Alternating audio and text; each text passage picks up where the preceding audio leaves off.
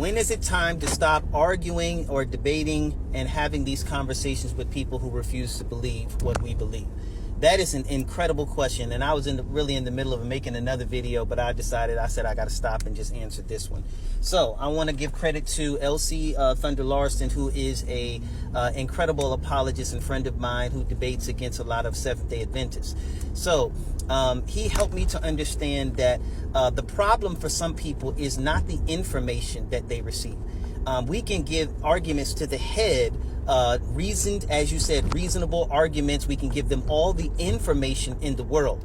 But apologetics always has to be done with prayer, because we can give all the information in the world, but some people are not in need of more information. They are in need of inspiration. And so it's not the problem, he said, is not in their head. The problem is in their heart.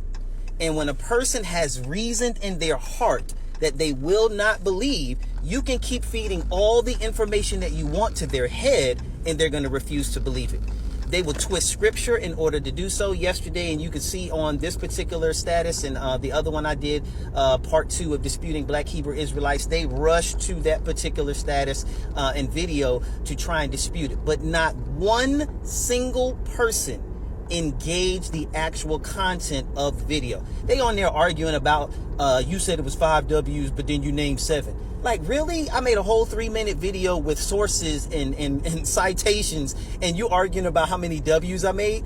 You know, the problem for them is not in their head. The information goes directly at their heart, and so their heart won't receive it. So when you get to that point, apologetics is always supposed to be done with prayer.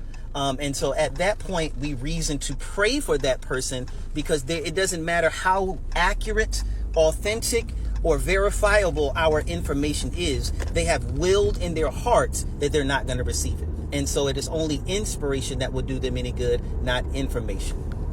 Next one, 1 Peter 3:15 also says to do apologetics, but it closes by saying do it with gentleness and respect.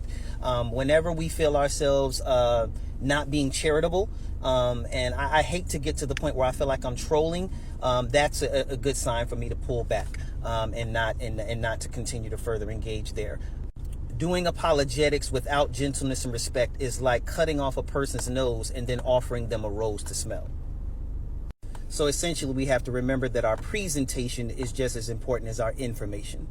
Finally, I'm always cognizant of the fact that I'm not really arguing or debating against the person that I'm speaking to, but there are thousands of other people that are watching and will read every comment, even though they may not say anything. So I hope that this is helpful. If you have any other questions, please let me know. Great question.